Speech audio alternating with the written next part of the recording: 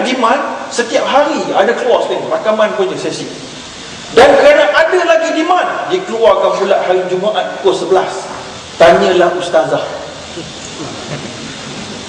Itu demand, tuan-tuan, namanya demand. Kekuatan demand. Okey? Tak ada demand, kita akan keluarkan. Sebab itu kita kena tunjukkan kita komit kepada Islamic Bank. Dan tak mahal, Islamic Bank lagi murah daripada konvensional, paling tidak pun sama, ataupun mungkin mahal sikit, ya, tapi halal dan disahkan. Macam ayam halal sembelih mungkin lebih mahal daripada ayam ketuk, ya. Baik, saya nak cerita. Oh, tak ada whiteboard. Okey, tak apa, tuan-tuan pandai dulu kan, saya bayangkan dekat menda masing-masing, ya. Okey, yang pertama sekali, orang Islam kita, perkara yang mesti kita jauhi adalah membandingkan bank Islam punya harga secara bulanan.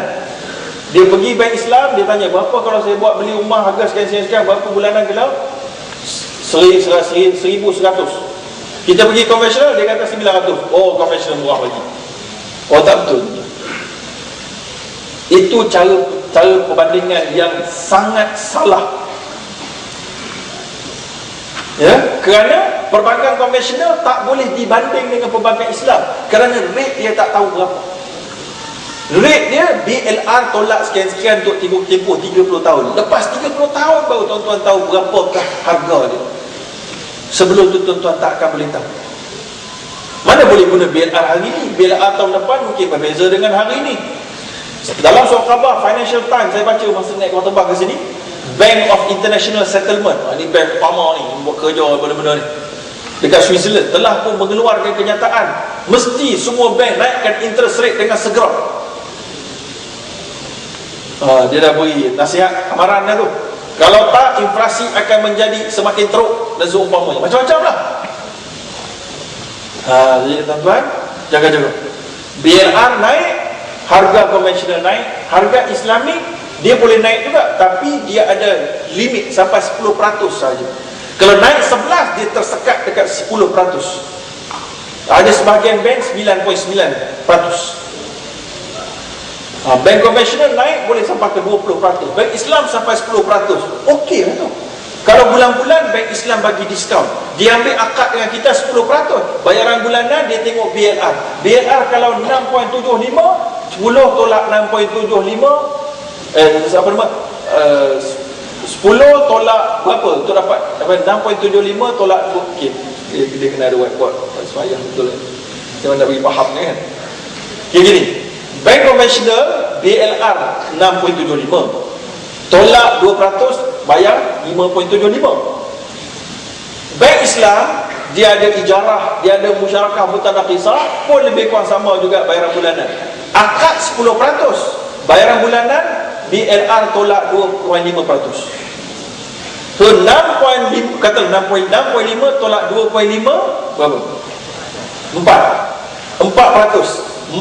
saja kena bayar. Patutnya kena bayar 10.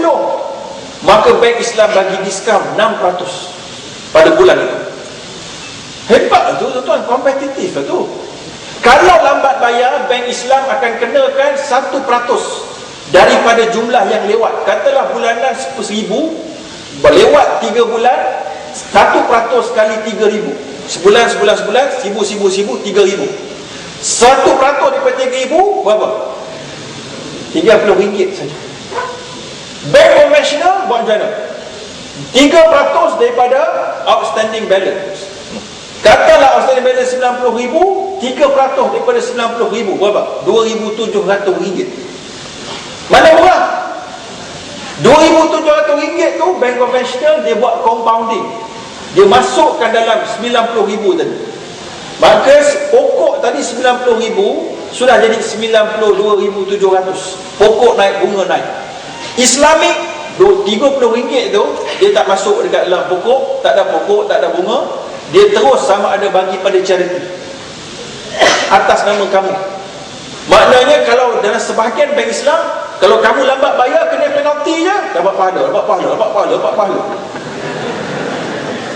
Sungguh dia menggunakan kaedah dalam mazhab Malik, iaitulah man aujaba nafsahu man aujaba al-ma'ruf ala nafsihi faqad lazimahu.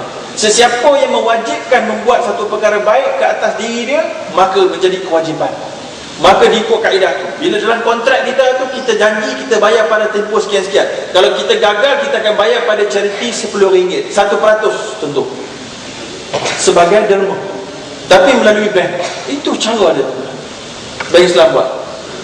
Sebagian bank Islam mereka ambil sebagai compensation, ganti rugi kerana kamu breach contract untuk bayar pada on time. Sebahagian foreign Islamic bank mereka gunakan untuk charity. Kedua-duanya telah disahkan halal oleh majlis syariah masing-masing. Okey? Jadi itu adalah serba sedikit perbankan Islam. Maka bagaimanakah perbankan Islam, financial intermediaries tadi? Halal tak financial intermediaries? Dalam bab muamalat semuanya halal kecuali dibuktikan haram.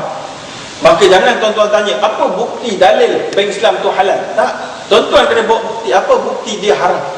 Dalil. Kalau gagal, dia akan kembali kepada hukum asal, iaitulah halal.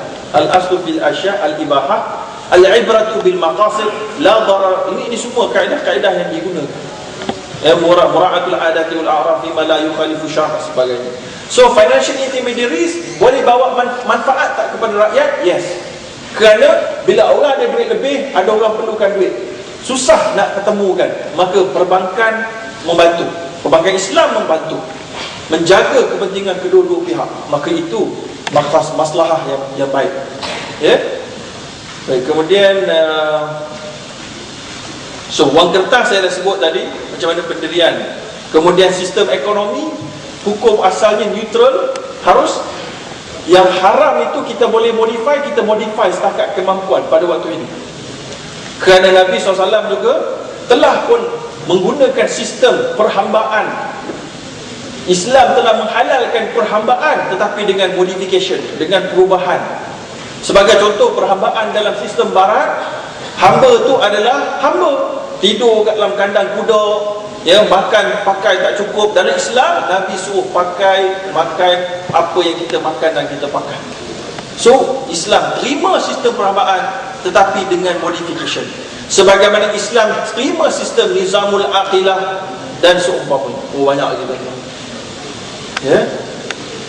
Okey, jadi saya kira itulah serba ringkas, sebab saya nak bagi peluang untuk soal jawab yang saya kira mungkin lebih menarik, kerana tuan-tuan mampu untuk menyoal dan saya menjawab kepada soalan yang mungkin ramai nak tahu, berbanding saya hanya memberi satu ahala saja, mungkin kurang menarik. Saya rasa sekadar itu saja. Apa yang dilakukan oleh perbankan Islam, menjaga riba, zulm dan qimar dan gharar dengan produk berdasarkan jual beli dan juga sewaan dan juga equity berdasarkan mudharabah dan musyarakah, sekadar yang mereka mampu di bawah perundangan yang ada, dengan framework yang ada. Dan kita masih mengharap sokongan daripada masyarakat agar dapat menambah besarkan aset mereka dan seterusnya mampu mengubah beberapa perkara yang sukar untuk diubah. Jadi saya rasa sekadar itu saja saya serahkan kepada pengurusi. Sebelum itu saya suka untuk memaklumkan bahawa apa yang saya sebut tadi kebanyakannya ada dalam buku saya, namanya ni Riba dan Isu Kewangan Islam, yang saya cuba tulis dalam bahasa yang mudah dan di layout dia pun jenis layout untuk orang awam. Keluaran Telaga Biru saya tak ada bawa hari ini tuan-tuan.